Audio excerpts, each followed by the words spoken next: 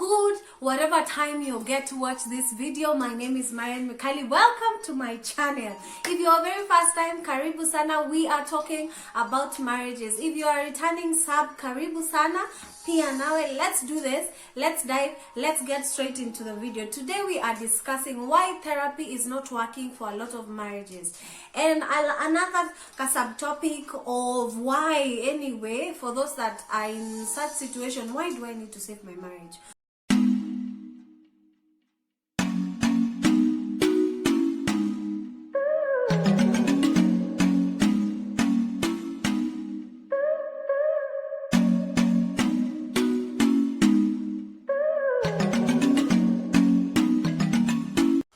So, before we get into therapy, I know there is someone who is asking me, why should I save my marriage? Okay, well, I would say maybe number one, because you've invested a lot of time in your marriage.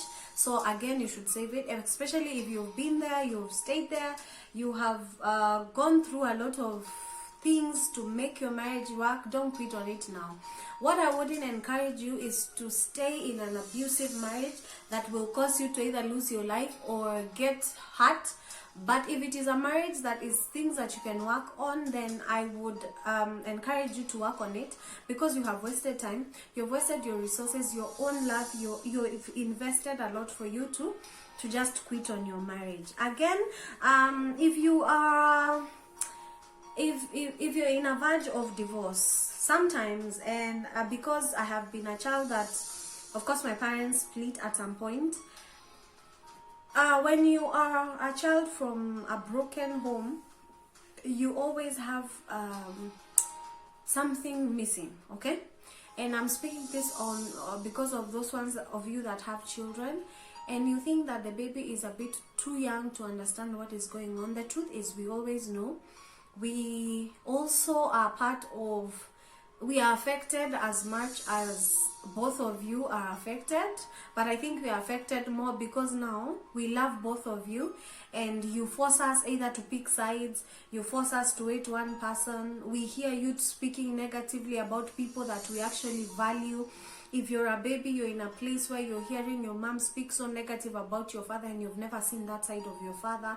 If you went with your father and you're hearing them speak so negative about your mother, you're also torn in between, especially if you're in an age where maybe the case has gone to court and you are asked to choose the kind of parent, or the parent you want to go with.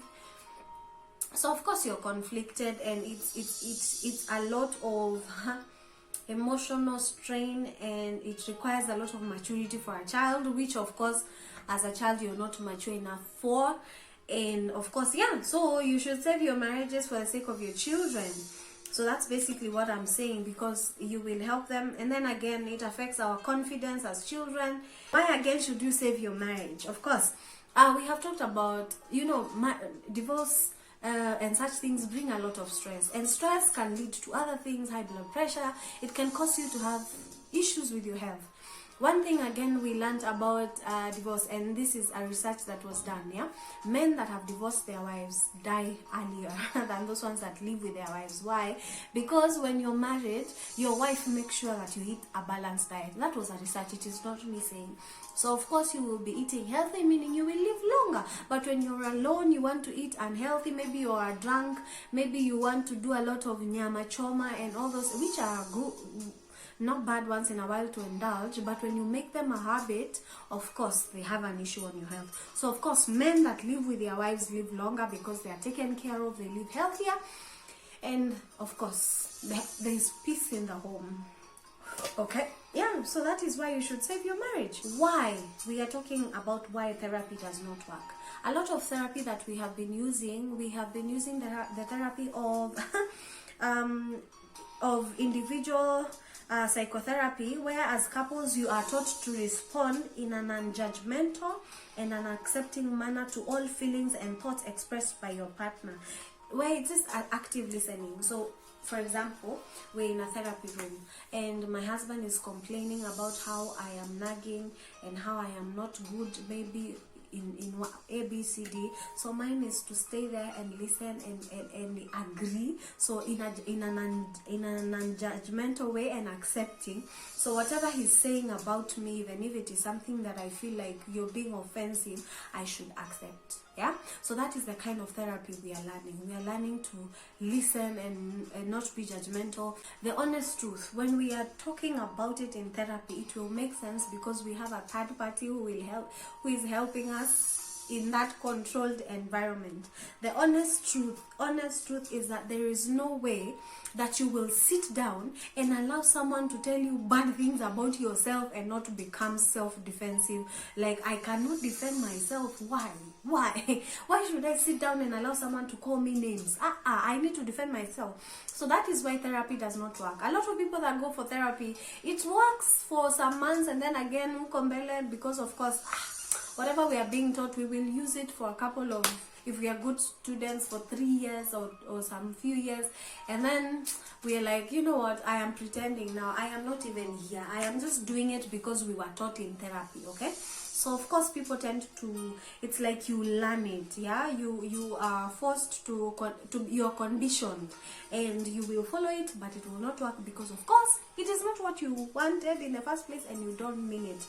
So that is why therapy does not work. Okay, and while we are talking about therapy, a lot of people go to therapy because of course maybe their conflicts have been too much, maybe someone has cheated. But of course we said initial cheating and affairs, when someone is starting to have an affair, their initial instinct is not to have sex, it's just finding affection, finding someone to talk to. And we have had even prostitutes that come out and say that this man always comes to me but we don't have sex, they just want to pay me so that I give them time to talk and I listen, because at home their wives are not doing that.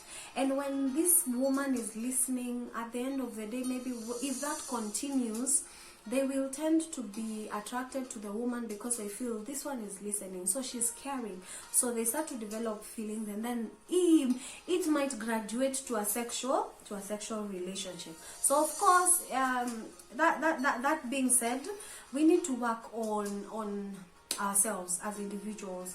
What can we do to make our marriages work? You know, if you know that we are having conflicts concerning something, is it something we can solve? If we cannot solve it, how can we approach it?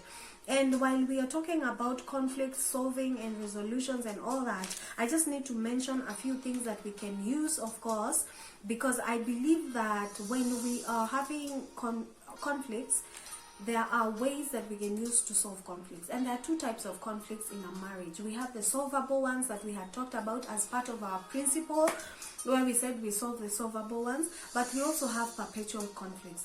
Before we talk about perpetual conflicts, we said that solvable conflicts, as the name suggests, is conflicts that can be solved. Okay, they have a solution.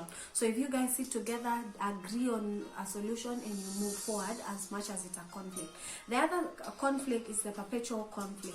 And perpetual conflicts are the types of conflicts that will never find a solution, and every time they arise, they cause an uproar in your marriage.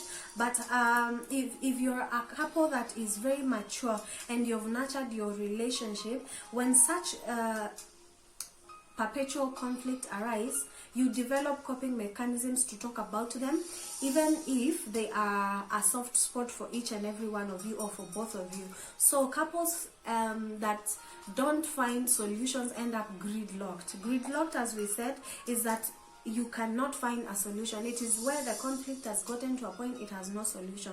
So what are the signs of gridlock? The conflict makes you feel rejected by your partner, because these are the characteristics of gridlocked problems. Okay, you feel rejected by your partner because of course it is a recurring problem, and every time it happens you feel rejected.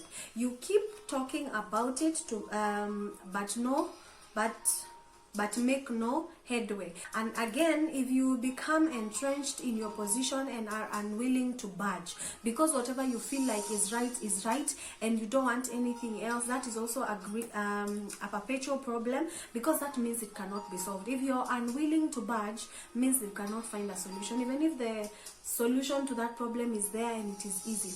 So also here, let me put a disclaimer. There can be a solution that is solvable, but for a particular couple, it is a perpetual problem. It cannot be solved because, of course, the person is unwilling to change the position, and they are very unwilling to budge to whatever they want to be done. Okay, that also causes a problem to graduate from a solvable one to a perpetual problem. When you discuss the subject and you end up feeling more frustrated and hurt, that also means that particular problem is perpetual, because when you start feeling hurt, of course you will start defending yourself and raise up your defense mechanisms, and instead of finding a solution, you put a wall, you enter into gridlock, and of course no solutions.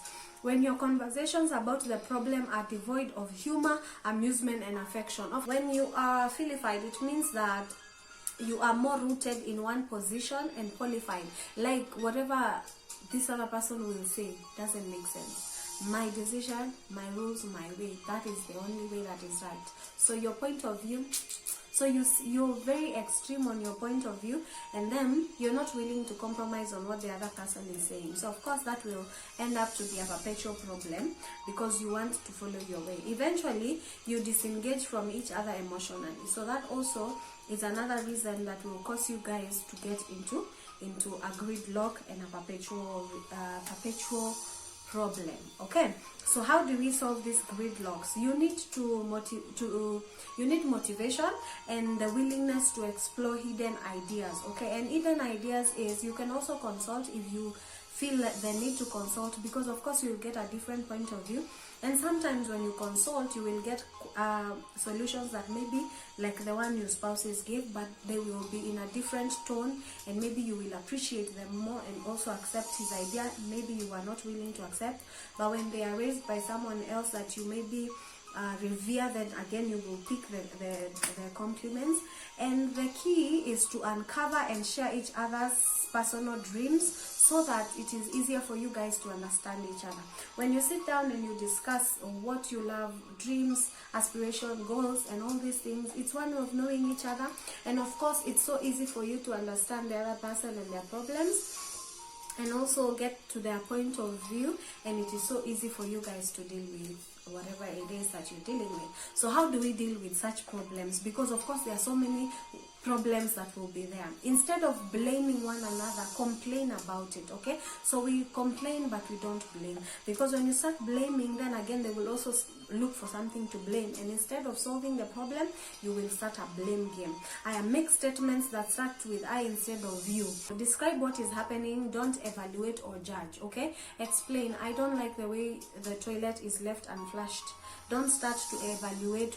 You every day you don't flush, you are very dirty, that's why you don't flush. If you start judging and evaluating the situation, you will not find a solution. So be clear, of course, and don't expect your partner to be a mind reader. Okay, this one is simple, straight to the point. Like, don't expect me to know that whatever I do offends you. Unless you tell me and you're clear about it, then I won't know. So I'm not a mind reader. Be polite as well. Even as you convey whatever is an issue for you, be polite, be appreciative. Appreciate something before you bash someone and you tell someone something that is negative. Okay, so don't store it up. Like when there's issues, don't keep issues from January to December, and then you explode in January of the next year, and then you're giving someone a list of things that you have stored. So don't store them up, because if they are stored again, when you're starting your conversations, they won't start very softly, and of course you will not have solutions to your issues. So thank you so much for staying tuned. I love talking to you. I love sharing with you. If you have issues that you think that are solvable, kindly share down below. If you think that there are issues that are perpetual, that of course cause you to feel we are not crossing this line, yeah, there are perpetual problems, kindly share as well, so that we can help those ones that are coming, those ones that are maybe in their honeymoon season right now.